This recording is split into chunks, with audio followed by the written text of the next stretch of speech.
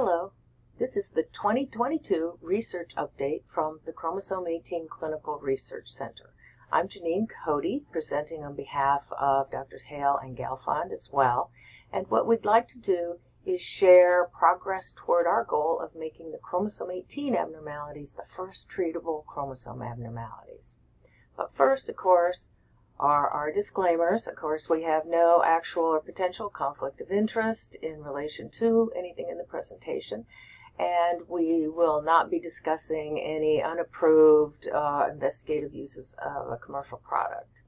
Dr. Gelfand and myself are employees of the University of Texas Health San Antonio, and Dr. Hale is an employee of Penn State Milton S. Hershey Medical Center.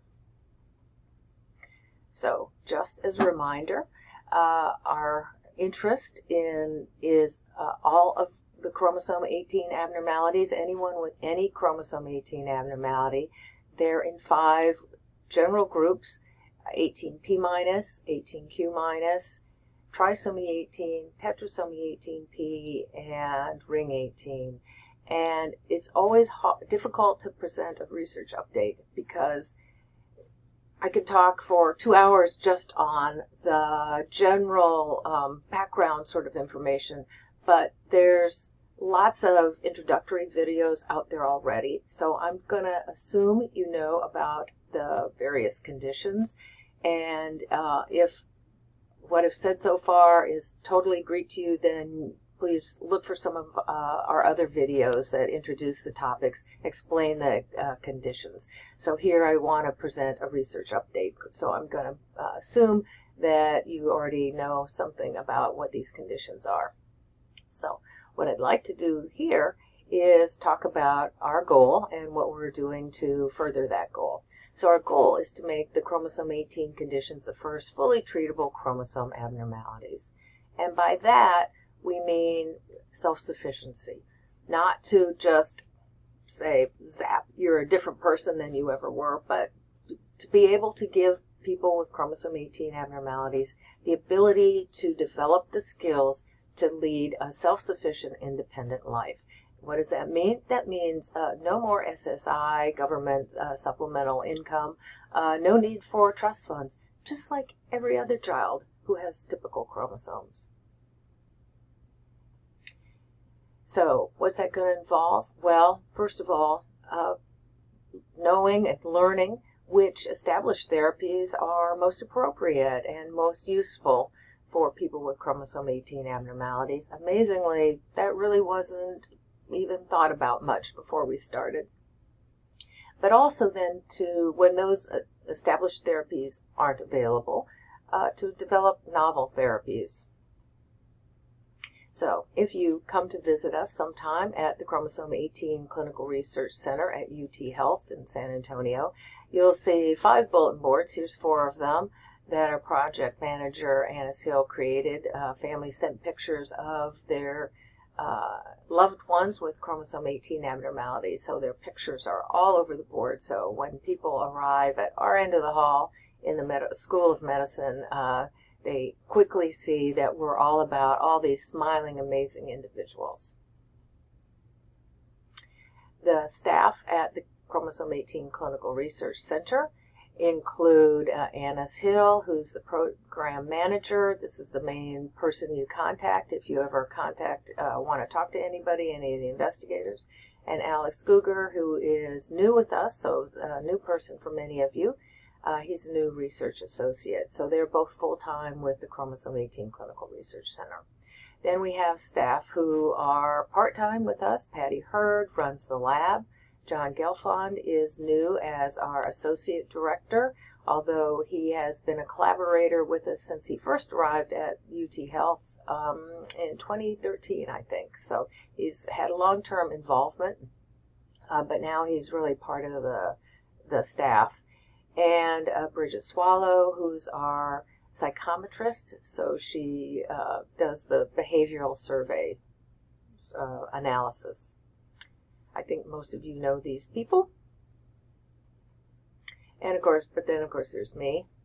And I particularly like this image because, first of all, look at the balls. Look at, there's a gold one for Q minus, a blue one for a gold one for ring 18, a blue one for Q minus, a red one for P minus, green tetrasomy, purple for the siblings, of course, and orange for trisomy 18. So it was all the colors that we use on our name tags at the conference. And of course, then there's me balancing all of that on a small amount of money. So it seemed just perfect. We have instituted in the last few years a medical advisory board. Originally, our medical advisory board were really all the collaborators here at UT Health, all the various medical specialists. But as we move from just being descriptive into more thinking more about therapy development and sort of broader areas than just the specific subspecialties of medicine, we've started a medical advisory board, which of course includes Dr. Hale and Dr. Gelfand. But most of the other members here are, I think, people, I hope if you've been to a conference, you know these people well. They're family members of people with chromosome 18 abnormalities who have medical or scientific expertise. In addition, John Carey, who many of you may know, is the leading expert on trisomy 18 and has been a very long-term friend and collaborator to us. He was an active organizer of the World Congress on Chromosome Abnormalities, hosting along with us back in 2004. So he knows a lot about what we do, why we do what we do, and the conditions involved. So this is our medical scientific advisory board for the Chromosome 18 registry. So their role is to help advise the Chromosome 18 registry on what are the important projects to fund at the Clinical Research Center. So there's sort of a bridge between the two. The investigators, here's our long list of investigators. At the top, of course, are myself, Dr. Gelfand, and Dr. Hale. The rest of the medical specialists are listed here. These are all volunteer collaborators. Sometimes we have a grant to help fund their role, but most of the time they're just volunteers. And you can see they're from lots of medical specialties, subspecialties, but as we've learned more about the specific issues that we need to deal with and learn more about, we've added people who have very precise expertise, such as bone health or platelet function. And as we begin to work on genetic-based models for the chromosome 18 conditions, we have included people who are expert in mouse development, mouse model development, mouse behavior, mouse electrophysiology, and of course cell-based assays to do eventually drug screening tools to understand the cellular basis of what's going on with the chromosome 18 abnormality. So I'll talk more about that as we go on here. So we have a big team of people who are very interested in our goal of making the chromosome 18 abnormalities the first treatable chromosome abnormalities. The enrollment here at the Clinical Research Center is distinct from those people who belong to the Chromosome 18 Registry. The people who are enrolled in the research study, you can see there's over 700 individuals now. This is a lifetime longitudinal study. So these individuals send medical records, have sent a blood sample, which is required for enrollment, and participate really for the lifetime of the individual, filling out surveys, answering questions, sending medical records. But this is the group who would be, we would recruit from if and when there are clinical trials coming in the future. And they come from all over the world. You can see the distribution here, primarily North America, just really for the ease of being involved and sending a blood sample and speaking English so that you can fill out all of our surveys, many of which are validated only for English speakers. So that's why we're sort of limited in that regard for people who can speak English. And our three main concerns globally that we think about as we want to move forward and learn more about ways to help people with chromosome 18 abnormalities come in sort of three broad areas. We're interested in their health, obviously, but also in independence and in aging.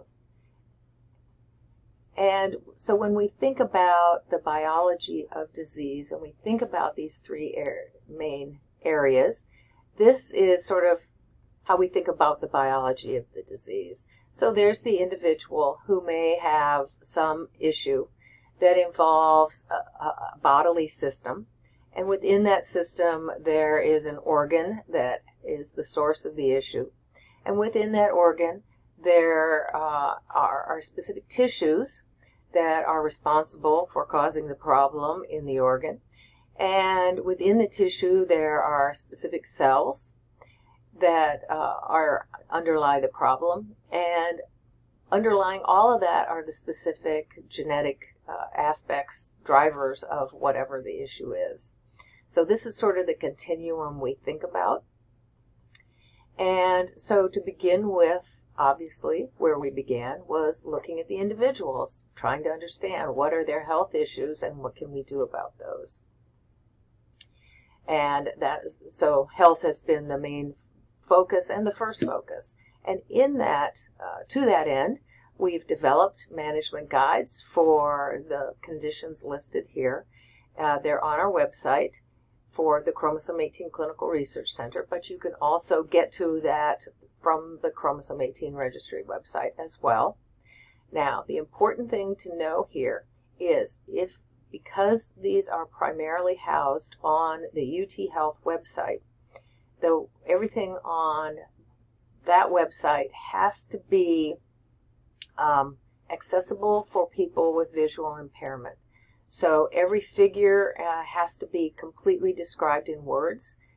And so because of the complexity of the management guides, really the first few pages, the introductory pages, are the ones that are shown as web pages.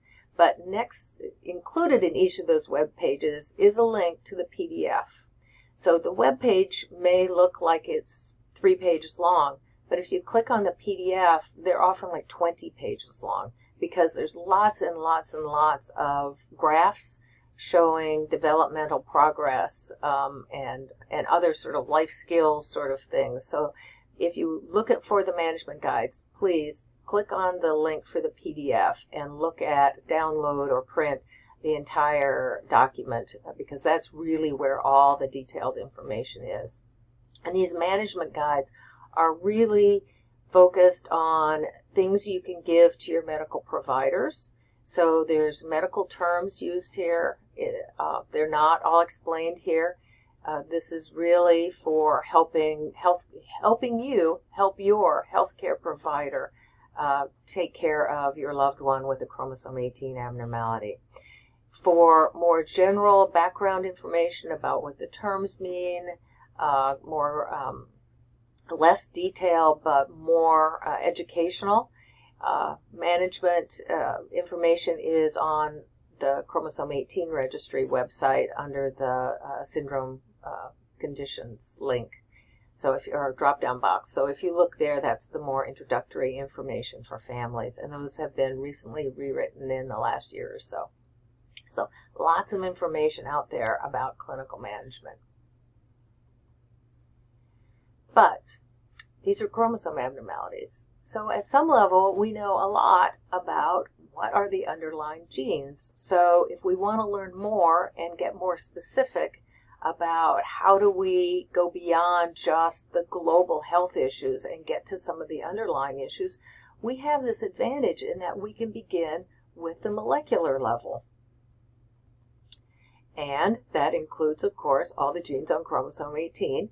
The 18p- region has 67 genes, the proximal 18q region has 87 genes, and the distal 18q- region has 102 genes. However, that sounds like a lot, but the vast majority of those genes are just bystanders. it doesn't really matter whether you have 1 copy or 2 copies, or 3 copies or 2 copies, or in some cases 4 copies. The body seems to adapt in some way, and it just doesn't matter. They're bystanders. So our goal has been all along for the last 28 years or so to figure out which are the key genes. And one of the things we've learned is the vast majority are really bystanders. We always thought some would be, but now we know that about 90% are. So we've got to figure out, and this is what we've been working on, to figure out which are the key genes, which are the causative genes. So our progress to date on that is illustrated here. And we have a new page on the Chromosome 18 Clinical Research Center website. This information has been there for a while, but you had to access it by going through the University of California, Santa Cruz Genome Browser. That was the visualization tool we used to get to this information. And we found that that was just, even though I love it, of course, it was a little too geeky for physicians and a little too geeky for families, and people were not really finding it very friendly to use. So we have a different sort of front page to get to that sort of information, and it's illustrated here. And what this is, of course, is an ideogram of chromosome 18.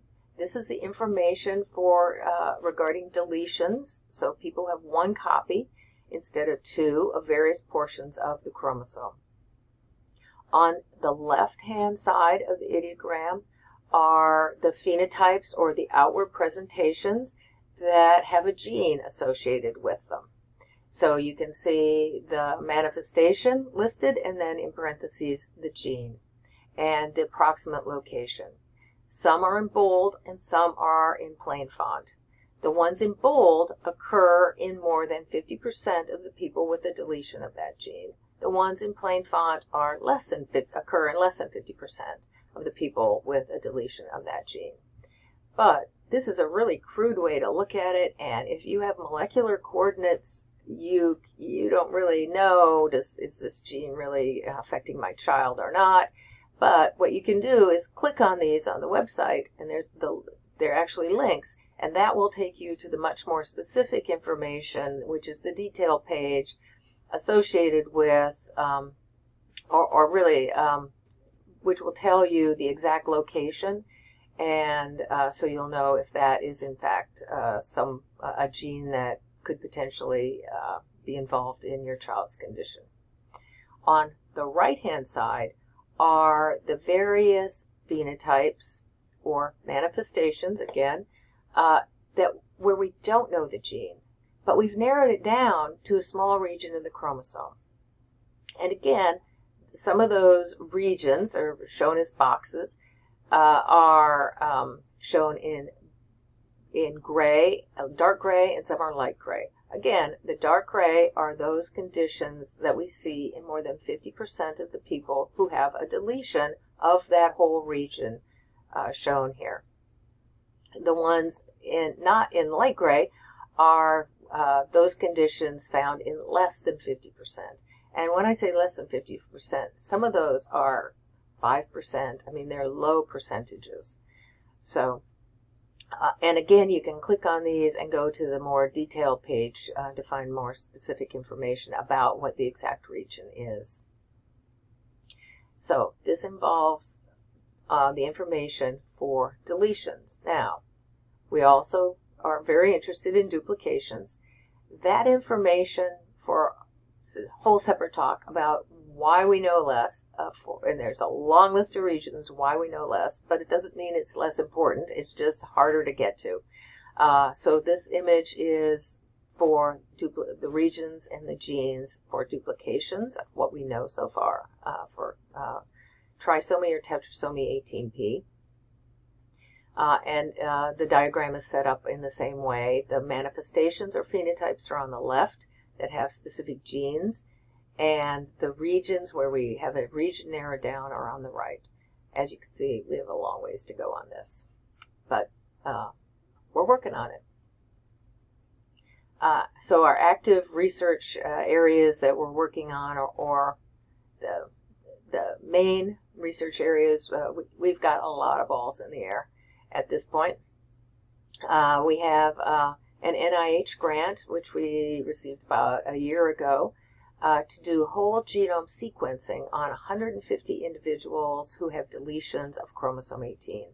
So this involved individuals with P-, Q-, and ring 18. But the caveat was, in order to be able to get the grant, we had to list only people with structural birth defects. That was their requirement. And that was, in some cases, kind of hard to figure out based on the medical records we had. So, but structural birth defects were the obvious things like, heart defects, which we pretty much knew about all of those from medical records. But it could be conductive hearing loss or even ptosis. We had to stretch in some cases to find people with structural birth defects, because that's what the funding covered. But what we really cared about were the behavioral manifestations and other things that weren't considered structural birth defects. So we tried to slip in the conditions and aspects we cared about most under this umbrella of structural birth defects. So what we hope this will do, we haven't gotten the data back from the whole genome sequencing, is to explain some of the more severe or unusual conditions. So, for example, if you look at any condition, let's say atretic or stenotic ear canals that are too narrow or closed. Some people have both ear canals closed completely, there's no eardrum. Some people just have narrow ear canals. What's the difference? What's the genetics? Maybe on chromosome 18, maybe on another chromosome. What's the difference between them? And that's just an example, but there's lots of variation in all these manifestations or phenotypes, and we want to understand what's the genetics behind that. So it will help us not only to think about treatments and how do you approach understanding these conditions, but also how do we be more predictive and know from a genetic assessment of a child whether they're more likely to develop one type of condition or another. So this could help us, we hope, explain lots and lots of different aspects of the chromosome 18 condition. So we were very, very excited to be accepted into this program. So let's see, so that will help us explain the severe or more unusual conditions. We hope identify contributing genes that make people more or less likely to have one of the chromosome 18 associated conditions. But also what we had to do in order to apply for this was unify our databases. So we had Access database, the various investigators and staff had Excel spreadsheets of data, and so we have spent an entire year, everybody working together to get it all unified into a single database. And one of the requirements of this NIH grant is that aspects, not everything, but certain aspects, particularly about the structural birth defects, will be accessible to other investigators. So the National Institutes of Health, the NIH, is funding the whole genome sequencing. That whole genome sequence data will be available to outside investigators other than just here at UT Health, and as well as the structural birth defect data on these individuals. What that means is other people with other skill sets out there will be able to access this data. So it will not include any identifying information. If you're involved in the research, you know you have a study number that only we and you know. No, other families don't know.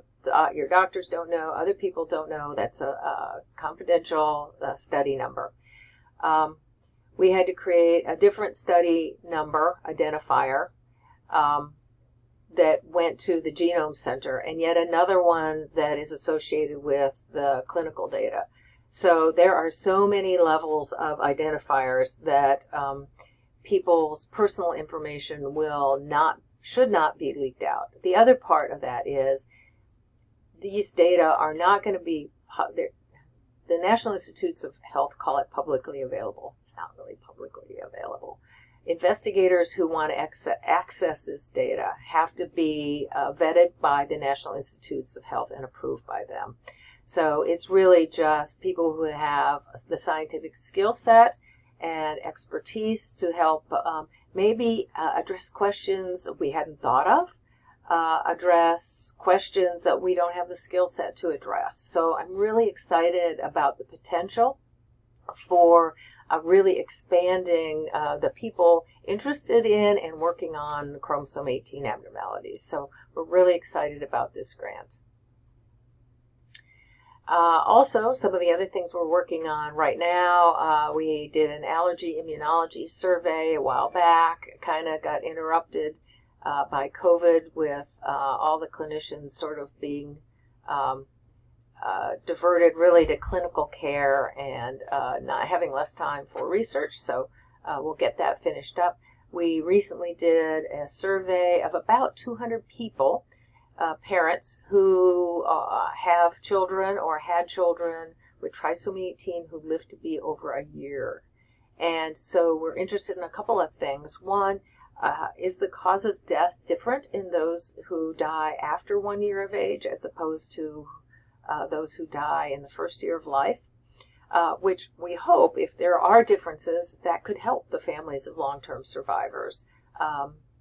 And also help families know what life is like for long-term survivors. So we asked a lot about what kind of care and what their life is like. So that would inform families who have a new diagnosis of a newborn with trisomy 18. What does life look like for the long-term survivors?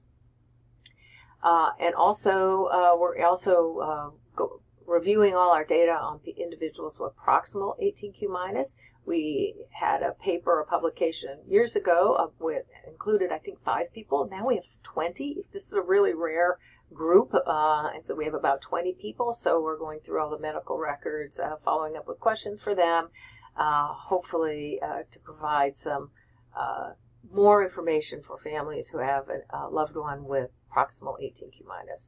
So those are our top active projects at the moment. Ongoing, of course, are monitoring the literature for gene function. So every day I get updates from the National Library of Medicine on the latest publications for about a quarter of the genes on chromosome 18. So every day I wake up to about 30 new emails that I have to review every single day. Fridays I get all the keywords on any new publications for the keywords of 18q-, 18p-, delayed myelination, those sort of keyword sort of things. So that happens every day during the week, whether I'm on vacation or not. And and we keep track of any of those papers that have relevance to having a deletion or duplication, which is really a very small number of papers actually do when I go through the whole list. But we keep track of all that. And medical record collection and evaluation. Of course, anyone involved in the research knows we're always asking for more recent medical records. And all the people who are in that 150 who are getting the genome sequencing done, those people will be asked, if you haven't already been asked, it will be in the next year, for updating medical records. So we really need to get all that information updated in order to participate fully in that project.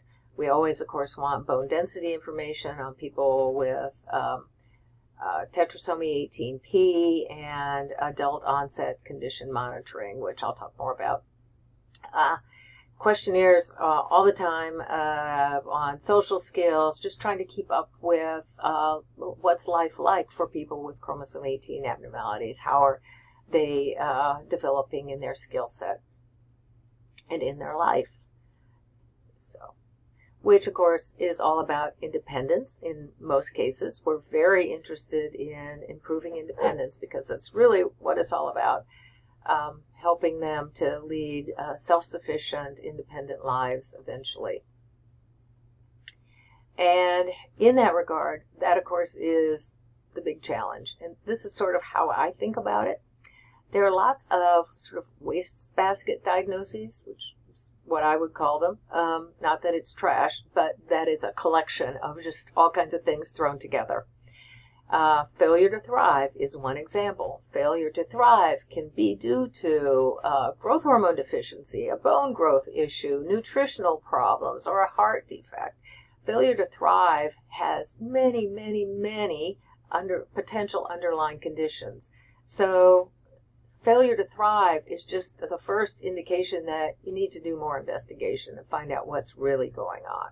But there's all kinds of wastebasket or collections of where you get this so-called diagnosis, but it's not really a diagnosis. It's just a category of things. Autism is one, intellectual disability is another, mood disorders are another, or cognitive disability. With regard to cognitive disability, this is, of course, one of our primary areas of interest. We need to unpack that. What does that really mean? So that really involves, or could involve, a whole list of things. This is only a partial list of some of the aspects that go into cognitive disability. Someone may have one or more of these if they have been diagnosed with cognitive disability. So what we need to do is, if we're going to make progress toward treating any of those aspects, is to really understand what's the biology behind those. So not just at the person level, but at maybe the tissue level or the physiology level. So those, in order to understand that, and those are the things that are potential clinical trial endpoints. If we're talking developing novel therapies, we need things that are objective. We can't say, 9 out of 10 parents report that they think their child is doing better. That really doesn't cut it for a clinical trial endpoint. What we need are things like measures that could be in biochemistry, so a blood or a urine measurement that correlates with the behavioral outcome we're looking at. A physiology, so an EEG, ABR, hearing tests, reaction time. Those might be a measure of physiology, or anatomy, MRI, or height. Or behavioral, so attention or memory tests. So we need much more refined parameters that we measure people's ability with the chromosome 18 conditions. And these need to be established long before you're thinking about a clinical trial. So since we're not really in a position to do a clinical trial, these are the kinds of measurements we need to start gathering on people with chromosome 18 abnormalities. So in that regard, one specific project that we're working on getting funded is normalizing myelin for people with 18q-. So why myelin, and why this specific project? First of all, 18q- is the largest group by far that we have enrolled, so this would affect the most people. Dysmyelination is the most common aspect, phenotype of people with terminal deletions of 18q. So, and myelin is considered anatomical. The National Institutes of Health is much more likely to fund something that is structural, anatomical in nature, as opposed to trying to pitch something that's a cognitive disability. However, this physical structural change, abnormality, is really tightly linked to behavioral aspects. So this is sort of a win-win. NIH would be okay with it because it's structural.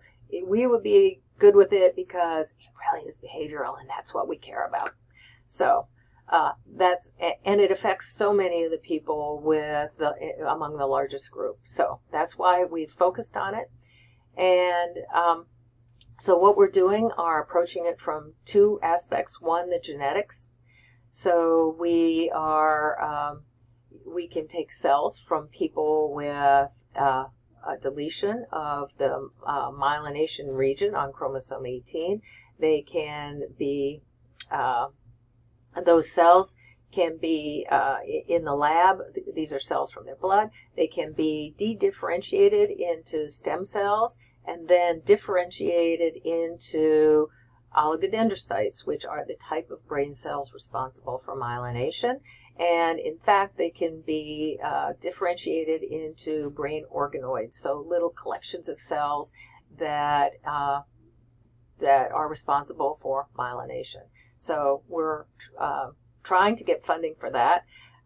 We've undergone the first steps beginning that, but we have an NIH grant that was not funded, but we do have some funding from the School of Medicine here at UT Health to begin that. And we're also looking at mouse brain cells to try to figure out to delete various genes to try to figure out which ones affect the myelination. So we're trying to understand the molecular basis of the myelination issue, the dysmyelination issue in people with 18q minus. And also, let's see, oops, I'm pointing here. And the goal, of course, here is ultimately drug discovery. At the same time, what we need to do, and you might guess from the previous slides about clinical trial endpoints, is we need to figure out what the clinical trial endpoints might be. So we're working on the medical side and trying to put together some grants that might be fundable to prepare us for clinical trials and develop what the clinical trial endpoints might be for a treatment that improves myelination. So this is, we see this not only as affecting a large group and being really important for behavior, but if we can make some progress here, show we can produce, for example, the brain organoids, develop the mouse models, then we are more likely to be able to get other funding for 18p minus projects, tetrasomy 18p minus projects. So this is really, at many levels, just a sort of proof of principle set of experiments that will help show that, yes, we can use these methods. These will be important for people with chromosome abnormalities because there's really not a lot of research like this being done on any chromosome abnormality. So we really have to develop this whole proof of concept approach. And if we can do that, then we can expand and have it apply to all the chromosome 18 abnormalities, which is really what we care about. So lastly, the main concern is aging. Most of the parents who enroll their children in the research study enroll their children as young children. So our cohort of 700 for a long time was all about under the age of 10. Of course, we've been doing this 20-some years, so they're now aging. So now we're beginning to learn about what sort of issues they have as they get older, what conditions get worse, what gets better, what new conditions pop up, what might they be at risk for as they get older. We don't know. Nobody knows. It's not known. So we're trying to track. That's why this is a lifetime longitudinal study. So we are trying to learn more about that. But it's not all worry. The first thing to point out is adults with chromosome 18 abnormalities will be, and enrolled in the research study, would be the first people offered to participate in a clinical trial. So clinical trials in people with developmental disabilities usually begin in the adults, primarily because children are always changing. They're always developing new skills. And so if you improve their ability to learn something or react to something more quickly, well, they're already on this developmental trajectory. So it's hard to know what's would be typical and happen anyway, and what is the result of whatever treatment you're trying to implement. But adults are thought to be sort of steady state. So that's one of the reasons why clinical trials are begun in adults. So that's the good news. But we're, of course, also interested in adult onset conditions. And we know about a few of those, or we have some clues about a few of those potential conditions. With regard to 18p-, there's facioscapulohumeral dystrophy type 2, which is the second most common type of muscular dystrophy. It's adult, usually, in most cases, adult onset. We're trying to learn more about that. Second was the SCA28, which we think is an ataxia condition, exceedingly rare, spinoscapular, oh dear, I can't say it, ataxia. And the aspect of that we think might affect people, or might be present in people with 18p- is dysarthria, a speech issue that gets worse over time. And so we're monitoring that.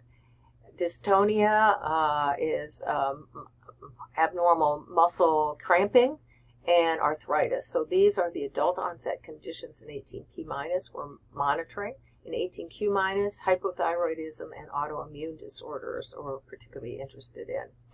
And so the reason we're interested in these things, if you have been a member for a while, you will remember in 2013, two publications came out right about the same time, identifying the genes for FSHD2 and SCA28 on 18p, and the molecular mechanism was hypothesized to be a loss of function of one copy, which is the same as having, functionally the same as having a deletion of one copy. So we were quite concerned that individuals might be at high risk for both of these. We have been following families, and we have yet to identify anyone with either of these conditions, but we're still monitoring because our cohort is relatively young. So in that regard, one of the projects that we have been doing at the conference and remotely is we have an iPad and a little routine we're asking people to go through and record on an iPad. We can send out the iPad and ask the parents to have the child do the exercises, video them on the iPad, send it back to us. And so it's sort of raise your eyebrows, pucker, and say these various words. And that assessment can both give us first clues about the muscular dystrophy, which often involves the face and upper body, shoulders, arms, and the ataxia condition, so we're monitoring speech. And so we're asking people to do this actually every few years to see if there's any changes and maybe detect for signs of either of these conditions. And we became aware of these because of information about the genes on 18p that are responsible. But again, so far we have not identified anyone with either of these conditions. So, so we're hoping these having 18p- is not a big risk factor for these, but don't know. That's what we're continuing to monitor. Dystonia was identified as a potential problem with people with 18p- in the literature for many years, and the gene was identified, and so we are following with questionnaires about that. Also, arthritis was something that a few of the families brought up to us who had older individuals. So one of the things we're doing is we're asking the participating families to every few years take a picture of their child or their adult loved one's hands laying flat on a table next to a ruler. Just send us a picture of the hands next to the ruler, and we'll keep those on file. We're just monitoring changes over time. and to see if arthritis really is a common feature or just a rare feature in those couple of individuals, to see, to learn more about if it's actually something important in 18p minus. And again, hypothyroidism and autoimmune disorders in 18q minus are because we're starting to see those conditions in 18q minus. We want to know how common they are and what treatments and to follow development of those things. So these are the adult onset conditions we're actively following. But many of those kinds of things we find out about because people email us and say, oh, does anybody have this? And we say no, but it goes in the chart, and then the next person to ask gives us a clue that, oh, this is something we need to ask everybody about. So you're the ones who help us learn more about this all the time. You are key to the research. So the last area in adult issues that I wanted to talk about is fertility. This we've talked about as an aspect of other talks, but I've never really put it together in this way. And this year's conference included a really large number of self-advocates, and so families there, the parents there were the parents of young adults, and so these are the kinds of things they're thinking about. But really, these are the issues that everyone with a loved one with a chromosome 18 abnormality should be thinking about. So the following set of slides are about people with the specific chromosome 18 condition. So it does not involve people who are mosaic for the condition. It does not involve people with balanced translocation, so are at high risk for passing it on because of a balanced translocation. And so this is just about data from people who have 18p minus or 18q minus, etc. And this is about the biologic ability to have children. This is not about the ability to be a good parent. I want to make that clear. So obviously the biological ability to have a child is a very different thing from being a good parent. So even someone who's not able to be a biological parent could still adopt and be a very good parent. So I want to make sure it's clear that that's a separate issue altogether. So first of all the data are from a combination of data from our Chromosome 18 Clinical Research Center data and from the medical literature. So to start, 18p plus. First of all, it's very rare. There are not that many cases in the literature. And there are 4 females reported who are mothers. The males who are fathers, interestingly, there's only 2 fathers in the literature who have 18p duplications, but they don't have all of 18p duplicated. They just have very, very small deletions, only including a couple of genes. There are no fathers reported with duplications of the entire P arm.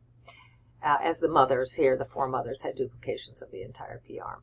And in fact, there are reports of males with duplications of the entire P arm, where one has azoospermia, so inability to make sperm, and another who was married and involuntarily childless.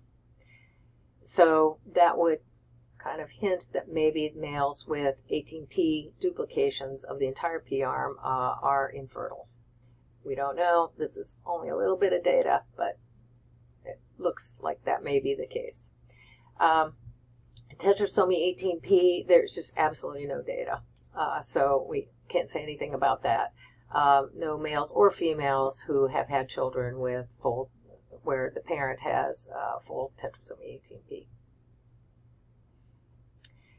With regard to 18p deletions, there are 11 females in the literature or in our group who have children who have deletions of the entire P arm, but there are no fathers no males who are known to be fathers, which would suggest that potentially males with 18p deletions are infertile. But we don't know because none of the males in the literature in our group have been assessed for fertility. With regard to 18Q plus, again, this is really, really rare. There are very few individuals in the literature, and few in our cohort. There is one mother that has 18Q plus, and she has distal 18Q duplication, so sort of a typical 18Q minus region, but in duplication, and that person does have a child. Again, there are no males reported with 18Q duplications. With regard to 18Q minus, for proximal 18Q minus, again, this is very rare. We have 20 in our cohort. Most are young, and there's very few in the literature. However, there is one individual, a female, that is a mother, and no males are reported. With distal 18Q minus, of course, this is a large group of like 400 people or more, plus what's in the literature. There are 10 females that are mothers, so the females are clearly fertile. With regard to the males, one has individuals been diagnosed with oligospermia, which means they have few sperm, and one with azoospermia, meaning they don't make sperm. And there's only one male reported with 18Q minus, but he has a small interstitial deletion, so not the typical 18Q minus, not involving the end of the chromosome, but higher up in the distal 18Q minus region, and again a small deletion. So again, males with 18Q minus may in fact be infertile. The the good news about that is that's a test sort of easily assessed. Anyone who has a son with one of the chromosome 18 conditions who's gone through adolescence can have that assessed by visiting your doctor. So at least in that regard, it's easy to find out one way or the other. Anybody who does have that test done, please let us know the results, because it helps the other families know what they might be dealing with. And this is really important because most of the females are fertile with these conditions, and many of them are easily influenced, easily taken advantage of, and often have impulse control issues as well. And so knowing the females are fertile means the families, it's important to know that and think about birth control or what options you might have. In fact, one of the moms in our cohort became a mother when living in an institution. So again, this is a really important concern for adolescents and young adults who have chromosome 18 abnormalities. So this important issue for everybody, males and females. So to review our major health concerns, regarding health, we have the management guides and doing ongoing surveys to monitor health throughout the life, and then get that information back to you. With regard to independence, we're trying to learn more about indicators or measures of independence at a very granular level that could be clinical trial endpoints, and are working on improving brain myelination. With regard to aging, I talked about adult onset conditions that we're monitoring, and fertility. So our wish list is long, of course, because as you know, there's so many questions. With regard to our top priorities, I guess, really involve clinical trial readiness kinds of assessments. And in particular, adults with 18P minus, we really have very little data on that group. Though, again, with proximal 18Q, again, that's a bigger group than we first reported, and we really only have medical record information on them. The distal 18Q minus reference group as a sort of window into 18q minus. We would really like clinical trial type readiness assessments on them, and especially people with small deletions or duplications really is the next topic, partial trisomy 18. To really do granular clinical assessments in the way of issues that could, or characteristics that could be clinical trial endpoints. So people with small deletions, but also really small duplications as well. But we also need to do molecular analysis. We have a group of people enrolled who have partial trisomy 18, but many of them have really low resolution sort of molecular analysis, so we can't. That's one of the things preventing that web page I showed you with the regions associated with different conditions.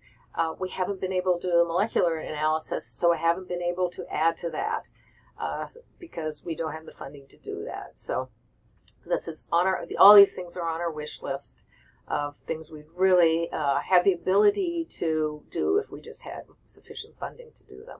And just as a reminder, when we began, here on the left is a page of the collection of knowledge on 18q minus on the left and 18p minus on the right, and they were very descriptive. They were just sort of surveys of what would lead a clinician to think they should order a chromosome study. They really weren't at all focused on how to manage medically or with regard to development, how to help people with chromosome 18 abnormalities have the best life possible. So we've made a lot of progress since then. There's still a very long ways to go. The resources involved are available now. Of course, there's many resources on the Chromosome 18 Registry website. As I said, we did revised condition descriptions. There's introductory videos available there, and on the Research Center website are the management guides, which of course you can get to from the registry site as well. But also the Chromosome 18 Registry newsletter that comes out every month has an article or a video about information from the Research Center pertaining to our goal of helping them have a healthy and independent life. Just to review how all this gets done, here are the sources of income over the years for the Chromosome 18 Clinical Research Center, and you can see that the vast majority of funding comes from the families. If you don't care that this work gets done, how could we ever expect anybody else to care? And so families have provided a lot of support over the years. Doesn't mean we're not looking all the time for NIH grants that we might be able to apply for, or foundation grants we might be able to apply for, but the kinds of things we need to do are not the typical kinds of things that grantees are looking to fund. So it really does rely on the families and has relied on the families. So congratulate yourselves for being part of the solution, but remember that job's not done. So thank you for all the support you've provided in the past. And as always, if you have questions, we're available to try to answer questions. Always go through Annis Hill, who is our program manager. One of her jobs is she's the conduit, whether you're going to enroll, whether you have a question for me or a question for Dr. Hale or one of our other investigators, email Annis. She will send it on to whoever, but a really important part of her job is to keep track of whether or not you got an answer. And if you didn't, she keeps bugging the people until they do answer. No matter how irritated they get, they know that's part of her job, and she does it well. So hopefully you should always get an answer. If you don't, email again, because sometimes emails just get lost in the ether. Or somebody had a typo in the email address or something. So try again if you don't get a response. And I appreciate the time you took to learn about what we're doing to make life better for people with chromosome 18 abnormalities. So thank you so much for your attention.